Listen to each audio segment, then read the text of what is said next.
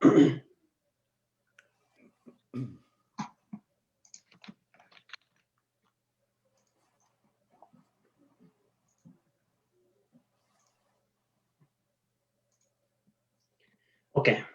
so welcome everyone. So we are delighted to be here today with another episode of our chat. Today we'll be talking to Miss Lesley Warburton, Mr. Roy Blatchford CBE, Mr. Mike Cheeseman. They are all based in the United Kingdom, and they are from Q Learning Nepal. So today, what we'll be doing is we'll be just talking about how charity and tourism can coexist. Lesley, Roy, and Mike, they have been heavily involved in charity in Nepal, and they have this new concept about the tourism promotion as well. So the idea is you promote tourism, you bring in more tourists, and the revenue that you generate from that tourism, you invest that for the charity. So you put that money in the charity. So that's a very noble concept, and that's a very sustainable concept. And so when Lesley came to us with that idea and the work they have been doing, so we are very excited and we wanted to hear more about it. And so we requested them to come to us and to come on a live Zoom chat and talk about the wonderful work they have been doing. So I'm very glad that they have accepted our request, and they are all here today to talk about the wonderful things they are doing in Nepal.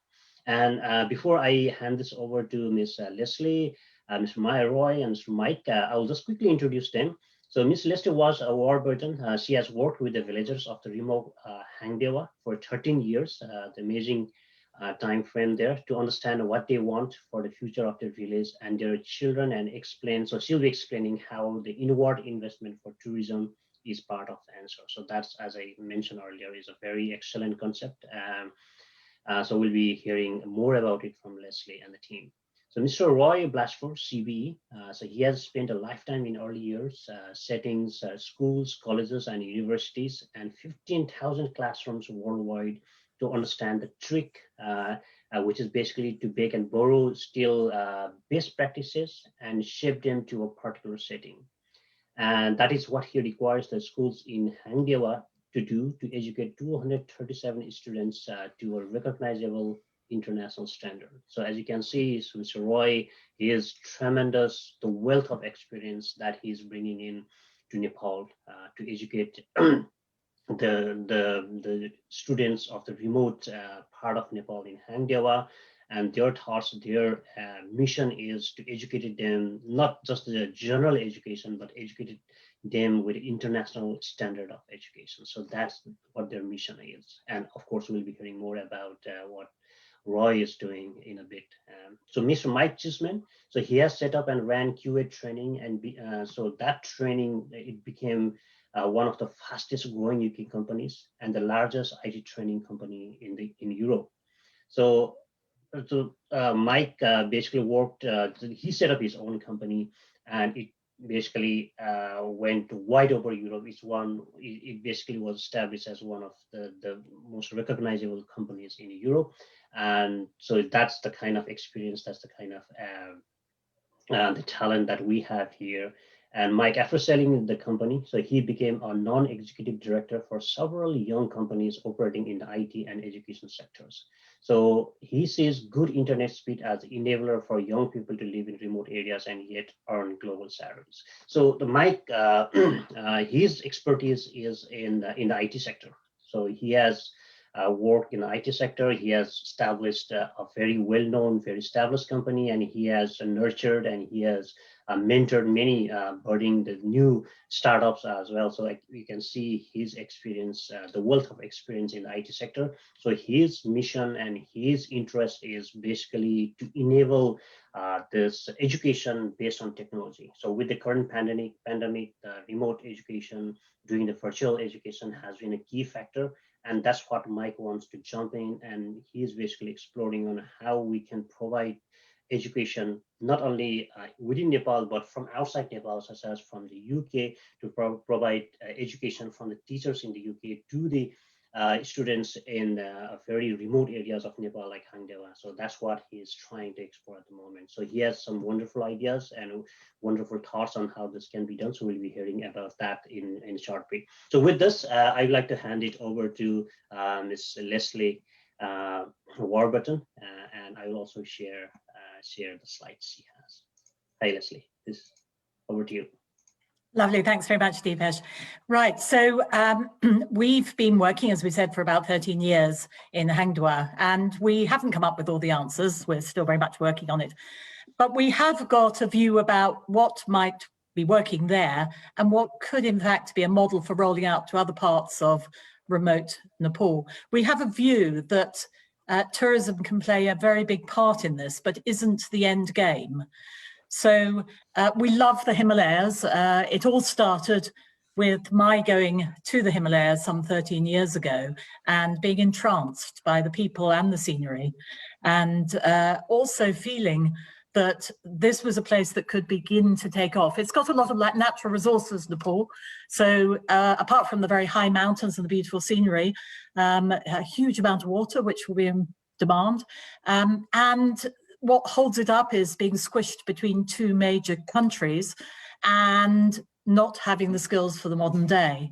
So having the skills for the modern day is going to be the theme of what we want to talk about in the 3 steps, the transformation model. You've been introduced to the 3 of us.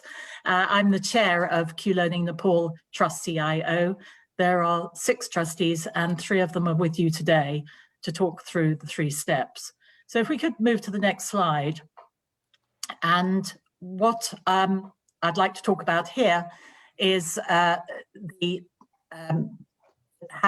intend to move on to using tourism for the benefit of the local area. So we've called this Build Back Better, like a lot of people are. You hear a lot about sustainable tourism, responsible tourism, ethical tourism, eco-tourism, voluntourism. It's all about being transformative. And we feel very strongly that this doesn't have to be a bad thing. We don't have to go for over-tourism. We don't have to ruin the beautiful place that there is.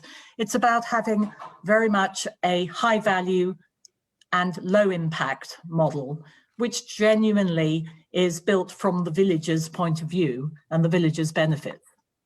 So if we look at what that means, what we're talking about here in the next slide is very much the need now to move in one jump to eradicate the stone bashing or the low value, non-sustainable farming that goes on, and certainly to eradicate a whole lot of things which requires cutting down trees and so on, and moving that into benefiting from global opportunities.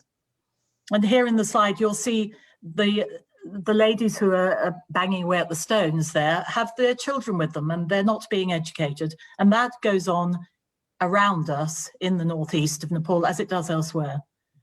The one on the right, the photo on the right, shows our computer room. And it shows the young people there beginning to learn the global skills that will enable them into the future. And Mike will talk a lot more about how IT is such a strategic part of what we're hoping to do, as well as tourism. So if we move on to the slide, what we see there is we really do believe that it all starts from the villager's point of view. This is not about doing tourism to them or doing global skills to them. It's about listening to the villagers in their homes, making genuine friendships, finding out what it is that they want, and then making sure that anything that's promised is delivered on, and of course putting in governance. In our case, we built a school and we put the governance around it, and I'm going to talk about why that's so important. So the third point that I'm going to talk about is the need to do everything officially. You know, we are a charity in Nepal, and we're also a charity in the UK, and we're doing this properly through sustainable funding, part helped by tourism, and I'll describe how we do that and why that's important if we go on to the next slide. So 13 years ago, I arrived in Nepal, like many people on my bucket list, wanted peace and quiet, hired a guide, and went up into the mountains. And it's beautiful. And so many of us look at the mountains, love them, and think, oh, how wonderful, without then really talking to people. But when you really find out what's going on in those mountains and the poverty and the lack of opportunity that people have, it changes your perception. So what the villagers want is good education for their children and a global future. So this village has many, many of their dads out in the Gulf states working as security men. And that is something that means that the village is growing up without most of its men folk. Most of the women have taken on all those roles.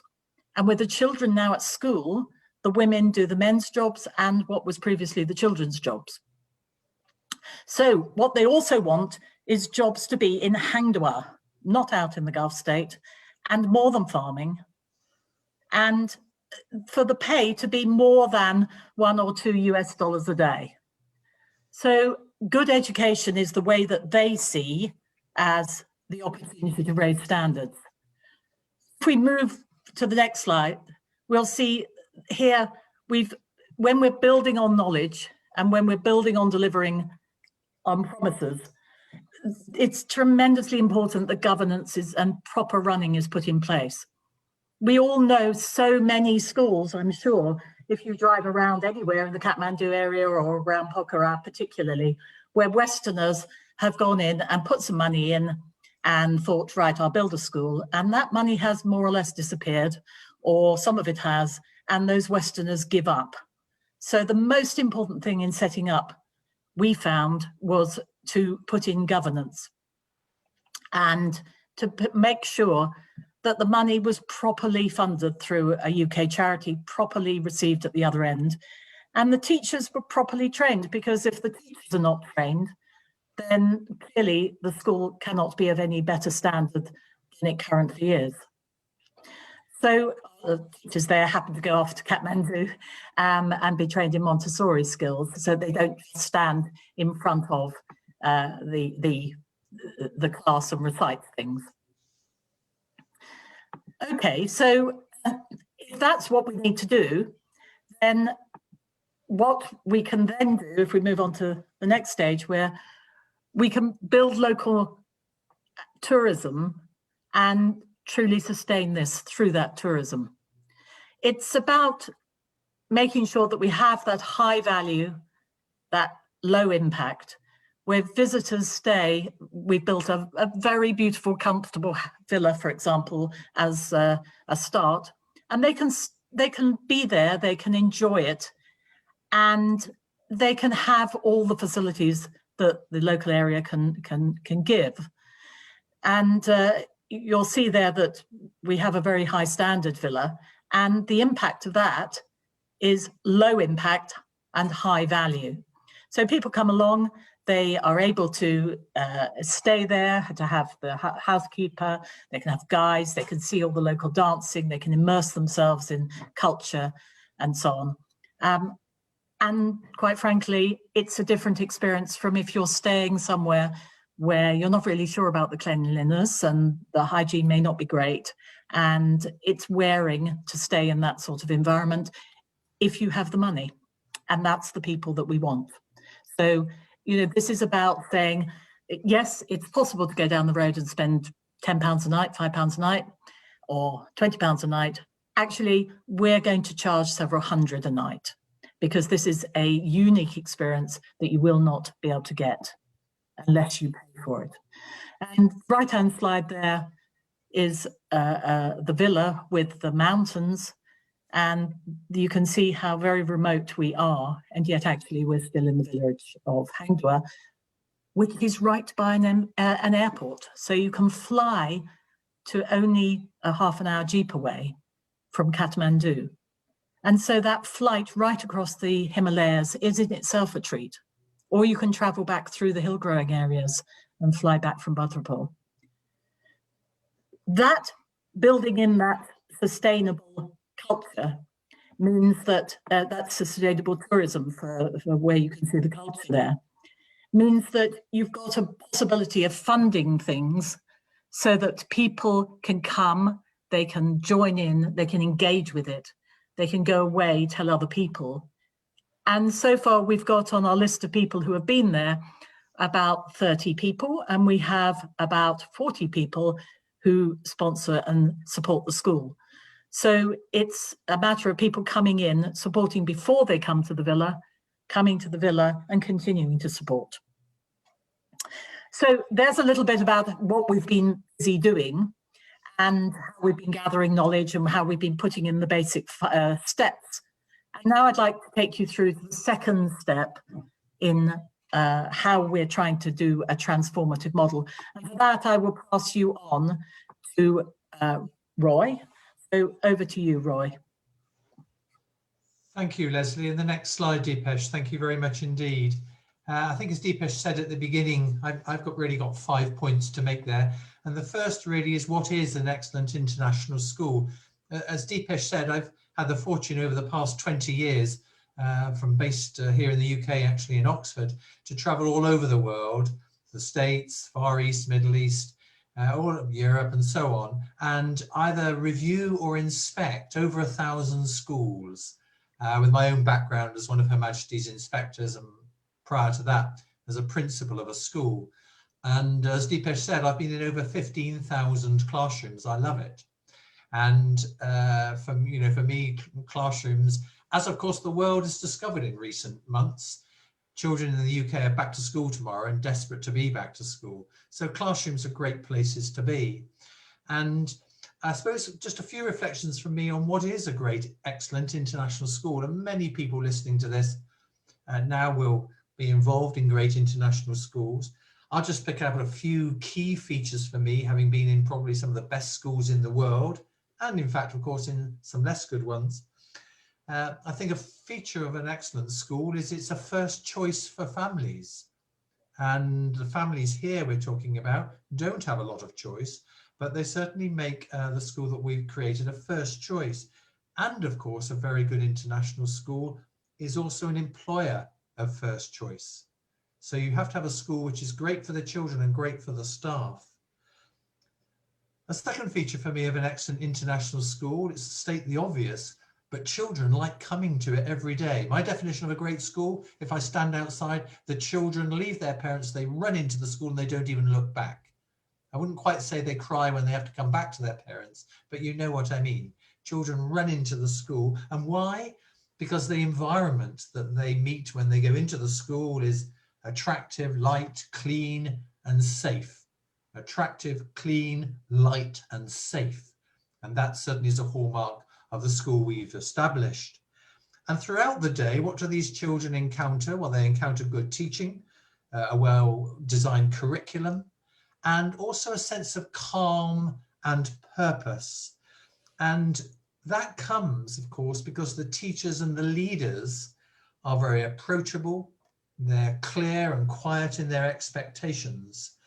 And I suppose overall, I would say that an excellent school delivers superior performance. It has a high impact over a sustained period of time. And I think if there's one message whenever I listen to Lesley, and she's done it again this morning, is about sustaining what we have started.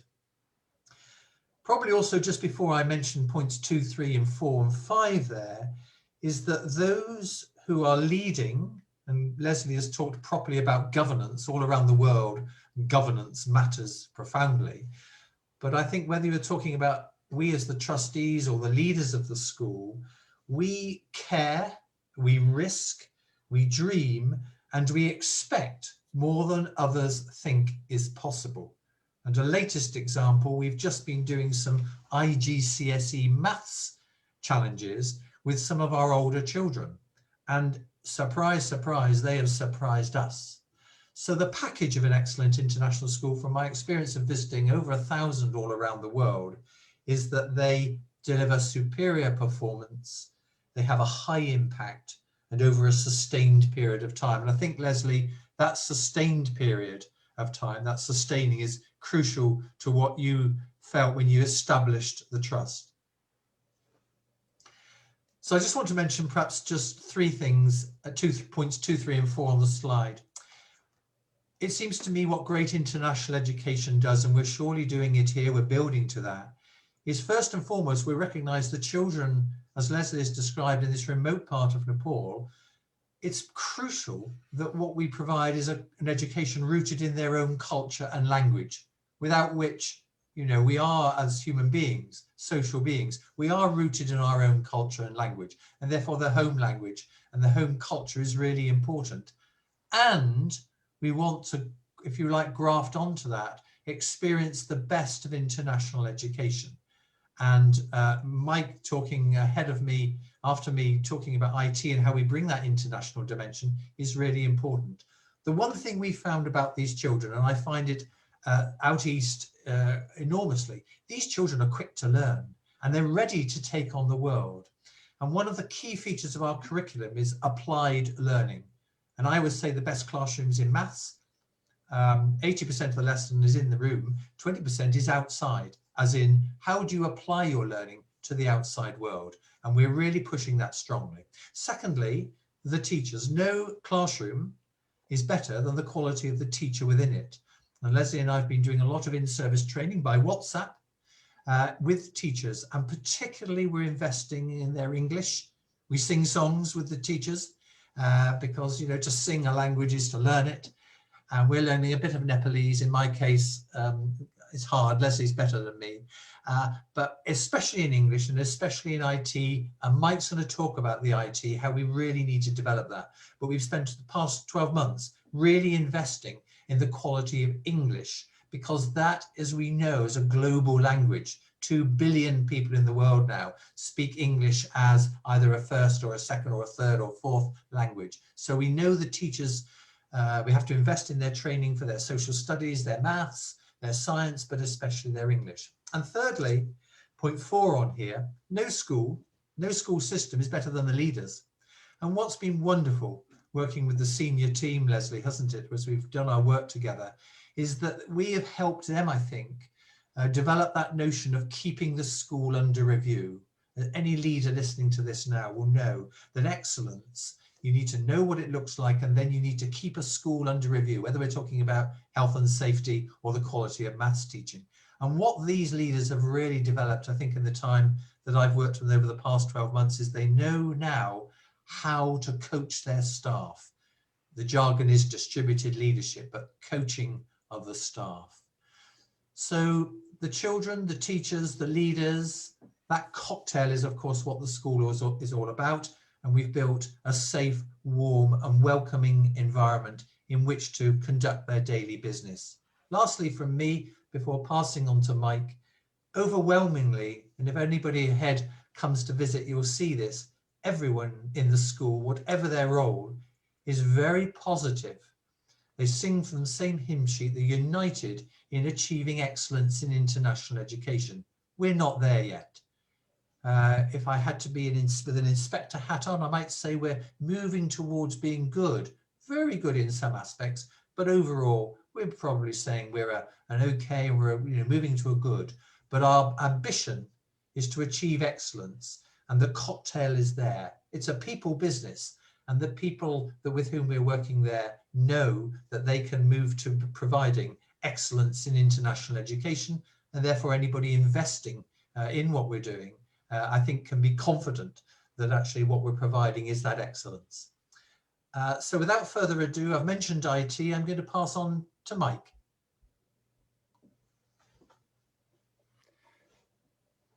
Thank you very much, Roy. If we can move on to the next slide, Deepesh.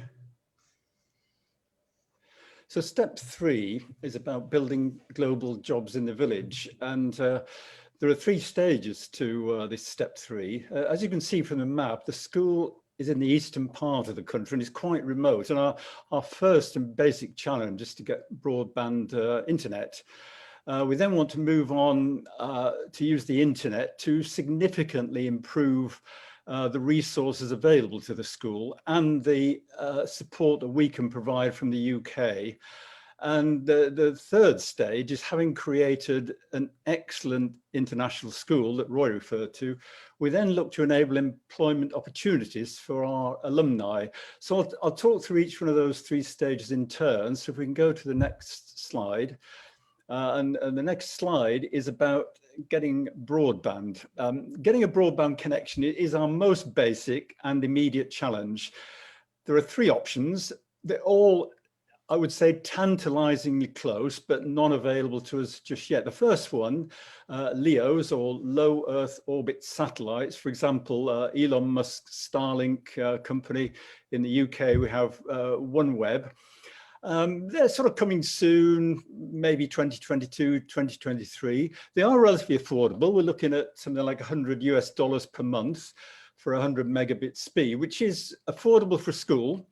So that looks promising, but frustratingly not here yet. The next option is fibre optic along power lines. Now, this is actually a very well established technology. It's deployed all over the world. We've got plenty of it here in the UK.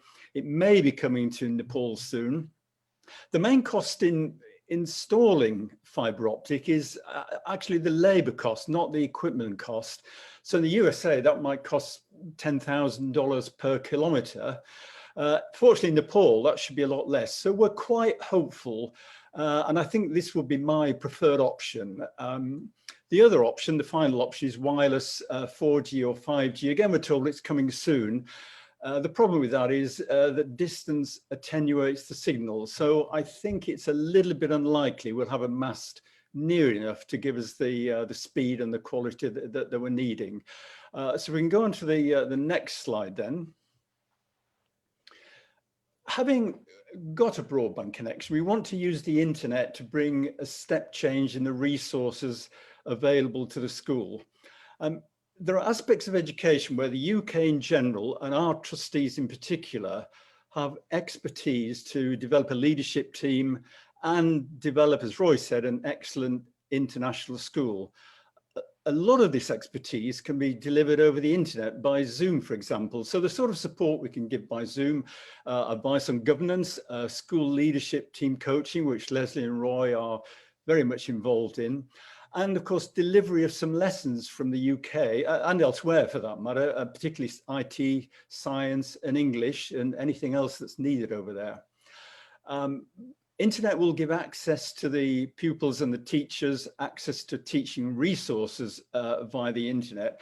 The COVID pandemic has caused the biggest disruption, I would say, in educational history. 1.6 billion children have been adversely affected. Fortunately, there have also been some of the biggest innovations in educational history. For example, in the UK, massive investments in remote teaching resources, and we'd like to make these available to the school as soon as possible. The next thing we can do with the internet is provide teacher and pupil access just to knowledge via the internet. And the final point there is to enable equipment installation and maintenance. We take for granted here in the UK that laptop can produce software installation and maintenance. It just happens behind the scenes. In our school in Nepal, we tend to run on out-of-date software, at least to incompatibility and time wasting. The other thing we can do, we've equipped the school, I think, with about 40 or 50 Kindle devices. With internet access, we can simply deliver those electronic books directly to the school's Kindle devices. So I think you'd agree that the internet can bring an immediate step change in the way we can support the school and the way the school can support itself. So if we go on to the next slide, please, Deepesh, which is stage 3, and that's about creating future employment opportunities. The school is about creating better life chances for our pupils, and employment is a key part of it. The broader the choice of employment, both the type of employment and the location, the better. Now, this slide focuses on IT, but it can equally well cover all sorts of employment. COVID-19 has shown us just how many jobs can be done remotely. Finance, medical, legal, teaching, customer service, administration. There's almost an endless list of jobs. So just focusing on IT, The internet can provide opportunities for pupils to develop and practice their IT skills. They can access UK expertise in IT to support their education. We can support pupil projects from the UK. For example, they could develop websites, they could maintain websites. It's a job I do at the moment. I'd love to hand that over to one of our pupils. For example, the little Raspberry Pi, this little computer on a credit card sized device, we could support physical computing projects, which I personally love and would like to get involved in. We can also establish links with international software houses to give it like an apprentice type experience to our pupils, which equips them for the world of work. And we can establish the foundation for local IT employment. People won't necessarily have to leave the village in future. And in IT, you can think of software development, you can think of IT support, you can think of web development, web support, and all those sort of jobs which can easily be done remotely and are done remotely in many parts of the world. So I'll hand over now back to Lesley, who can just summarize everything we've been saying. And we'll open for any questions then. Lesley. Yeah, so as we talked about, tourism is the kicking off point. So what's happening with tourism is that Nepal is getting people into the country. And what we're suggesting is that those people can support Nepal back. And one of the best ways of doing that is to make sure that it is high value, low impact. So here in the Northeast, we have a new airport, new road, and we have new opportunity, and not to squander it, not to have just another place where people want to stay at £5 a night or £20 a night. I'm not getting at backpackers, but not another area. So this area is about having those people with money wanting to come to a remote place, wanting to explore, wanting to immerse themselves. And there are other places that could be true for in Nepal too. And once you've said, okay, tourism can now support that, what do we do with the money? Do we allow it to go out of the country again and back to rich people, as some of the hotels, you know, the American hotels in Kathmandu or whatever might be doing? No, this is about saying, why don't we do it so that it benefits the local people? And that knowledge of, well, in that case, what do they want and how is this possible? And in Hangdewa, it's very much about saying what they want is local jobs. They want well-educated children with local jobs which have a high value. The building a global education that Roy talked about is the keystone to success. There are state schools, and we all know that the pass rate in state schools is poor in Nepal, in remote schools. It's difficult to get the teachers, it's difficult to sustain their interest, there's often a lot of absenteeism, and the results are poor there. And English is not a priority, and there are no computers, and there's certainly not any practical science or any of the things that we would expect in the UK. So, therefore, the real breakthrough that we are hoping for next is if IT is possible, in other words, if Nepal invests in their infrastructure so that we can access the internet, access all those amazing tools that are out there online for kids to use free. If only we had the bandwidth, then we can build those skills, whether it's English or IT, for the future, which will enable the village to have global jobs to hand. So that's what we're trying to do. We've been doing it for 13 years. I'm suspecting it will take a good few more years until we can say, right, we did it, you know. So we haven't got all the answers, but that's where we are. So thank you very much, Deepesh.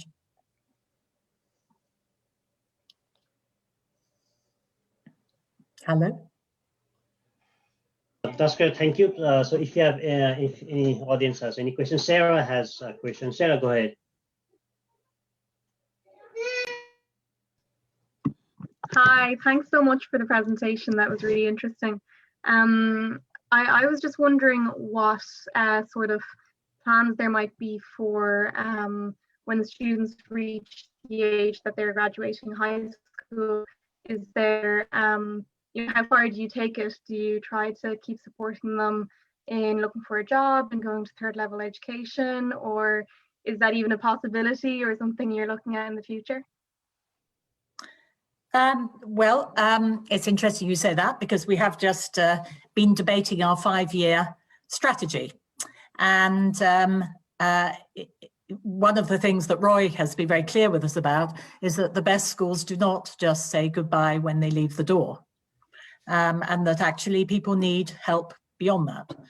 And it's all about money. Where do you put your money as a charity? You know, money goes a long way in northeast Nepal, about 10 times or more further than it does in the UK. So, you know, the price of being able to sponsor a child through a boarding school at a public school in the UK is roughly what we spend on educating 230 children in northeast Nepal.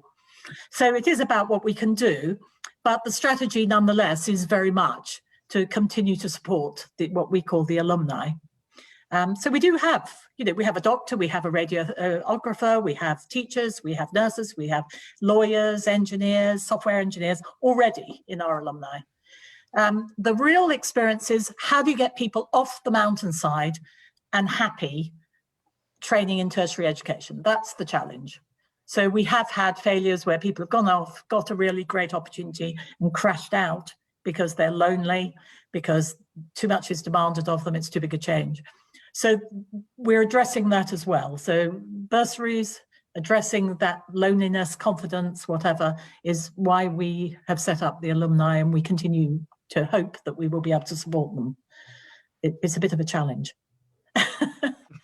Yeah, I can imagine it is, but that's brilliant. Thanks very much. Okay, that's good. Thanks, Sarah. Lesley, and for the team, the question. So you said there's a tourism now, so you're bringing in. So you said that I think there are like already 40 or so people who are waiting to go to Nepal.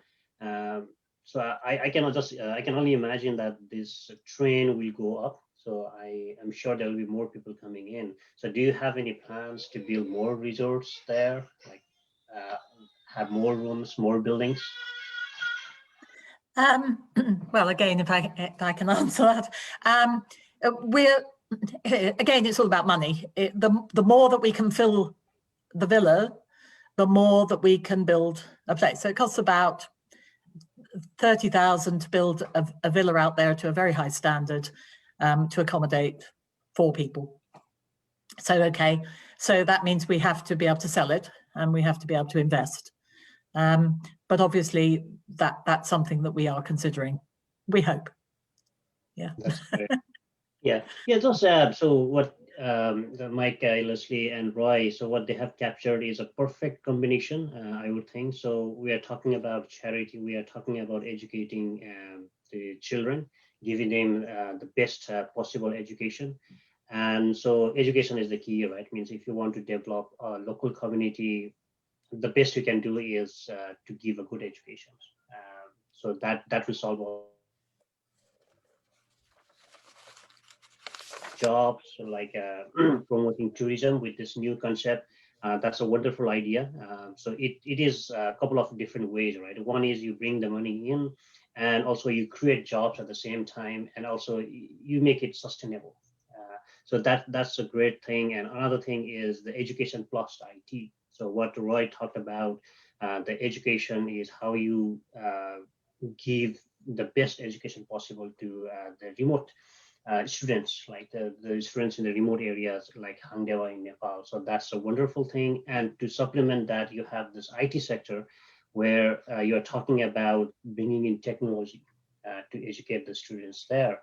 Internet, and Mike talked about the Raspberry Pi and website development and all those different things. So from what I can see, it's a wonderful culmination, wonderful combinations of all possible aspects, and you have basically brought everything together. And your team is wonderful, so you have expertise in different sectors, and I'm pretty much confident that you will succeed, and you have been doing for so many years. You have come here so far, and from Europe Nepal Chamber of Commerce for Tourism, we are here to we'll be glad to support, and we'll be here to support to any possible way we can. So with that, so I would like to wrap up, and Roy, Mike, and Lesley, if any wrap up comments do you have? Yes, please go to our website and support us. So Q Learning Nepal Trust CIO. Thank you. Thank you. That's you. great. All right, that's good. Thank you very much. So this the recording will be available on our Facebook page. This is being broadcasted live on our Facebook page. People who want to watch it later on, they can do so by going into our Facebook page, and it will be on our YouTube channel as well. And in short, in a day or two, we'll be putting this up in our website as well. Again, thanks Roy, Lesley, and Mike for your time, and all our audience here on who joined on Zoom, and also those who are watching live on our Facebook page. Thank you very much. We'll catch up. Thank you. Thank you. Bye. Yeah, Bye. thank you.